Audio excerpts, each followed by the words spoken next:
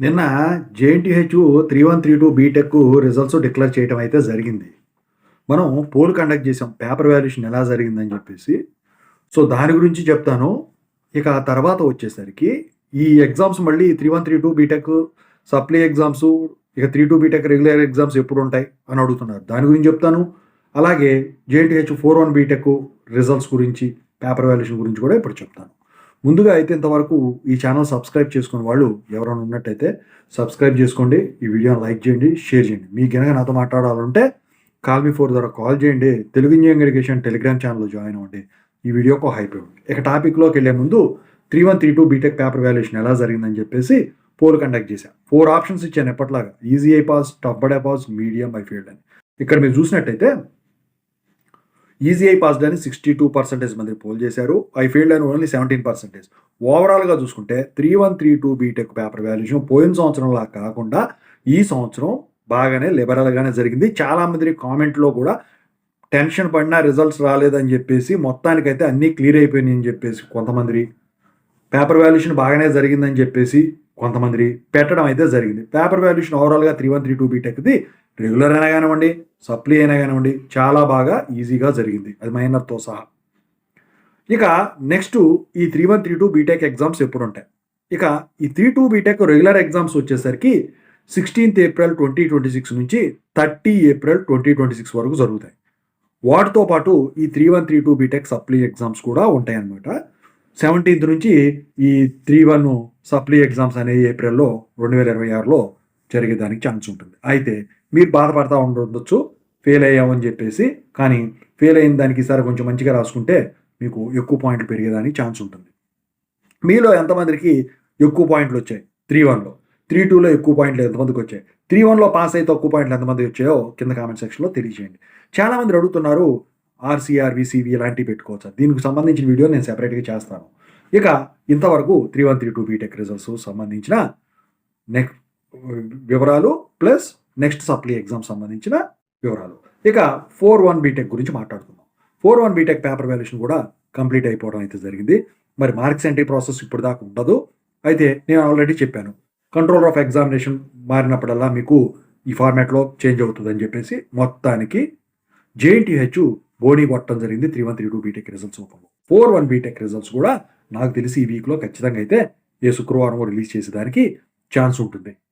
మహా అయితే ఇంకా 10 డేస్ అసలైతే నాకు తెలిసి వెంటనే అయితే రిజల్ట్స్ రిలీజ్ చేయరు. 10 డేస్ గ్యాప్ ఉండాలి దానికి దీనికి. ఎప్పుడు కూడా అదే జరుగుతోంది. అయితే ఆ పాత రూల్ ప్రకారం గనుక వీళ్ళు ఫాలో అయినట్టయితే నెక్స్ట్ వీక్‌లో మీకు రిజల్ట్స్ వస్తాయి. నెక్స్ట్ మండే రోజు. లేదంటే ఈ వీక్‌లోనే మీకు రిజల్ట్స్ అనేవి రిలీజ్ చేసేదానికి ఛాన్స్ ఉంటుంది. మరి చాలామంది స్టూడెంట్స్ అడుగుతా ఉన్నారు. ఇప్పుడు 3132 బీటెక్ పేపర్ వాల్యుయేషన్ ఇలా జరిగింది. మరి 41 బీటెక్ పేపర్ వాల్యుయేషన్ ఎలా జరుగుతుంది? నేను ఎన్నో సార్లు చెప్పాను. జేఎన్‌టీహెచ్ అన్ని సెమిస్టర్స్‌లో కూడా ఈజీగా జరిగే పేపర్ వాల్యుయేషన్ ఏదన్నా ఉందిరా అంటే 41 బీటెక్ పేపర్ వాల్యుయేషన్. అది ఒకసారి మాత్రం టఫ్‌గా జరిగింది. మిగతా అన్ని సార్లు ఈజీగానే జరిగింది. ఈసారి మళ్ళీ ఈజీగానే జరుగుతుంది.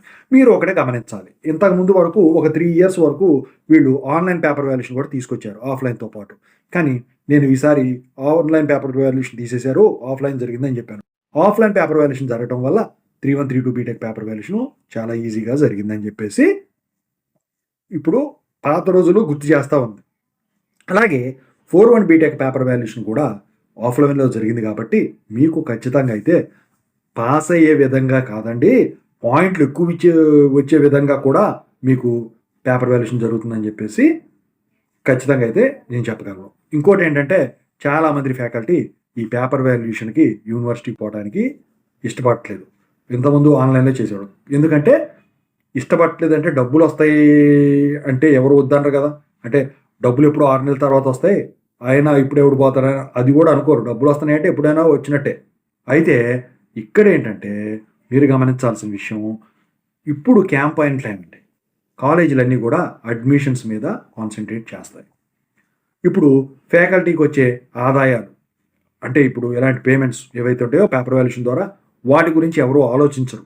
అందుకని చెప్పేసి వాళ్ళు యూనివర్సిటీ వాళ్ళు ఈ సబ్జెక్ట్ ఎక్స్‌పర్ట్ ఎవరైతే ఉంటారో వాళ్ళకి ఈ స్పాట్ సెంటర్‌కి లెటర్ పంపించినా కూడా వీళ్ళు రిలీవింగ్ ఇవ్వరండి.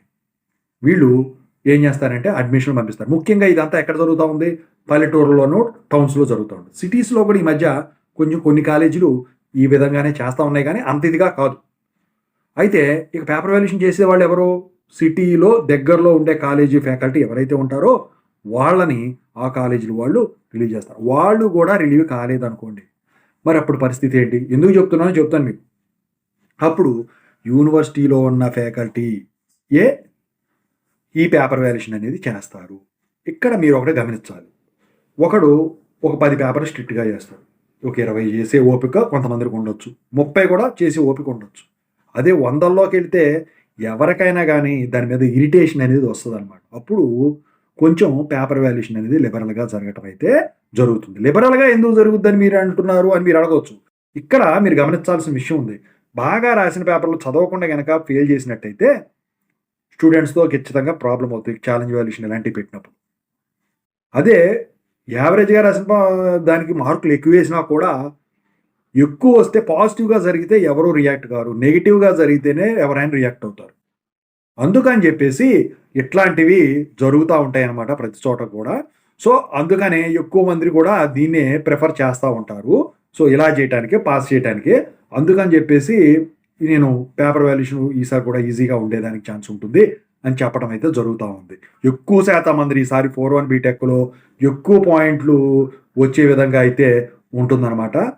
నాకు తెలిసైతే చాలా తక్కువ మంది ఫెయిల్ అయ్యేదానికే ఛాన్స్ ఉంటుంది. ఎందుకంటే అది కూడా మీరు అసలేమి రాయకుండా, అసలేం ప్రెజెంట్ చేయకుండా ఉన్నట్టయితేనే మీరు ఇదవుతారు. ఓకేనా?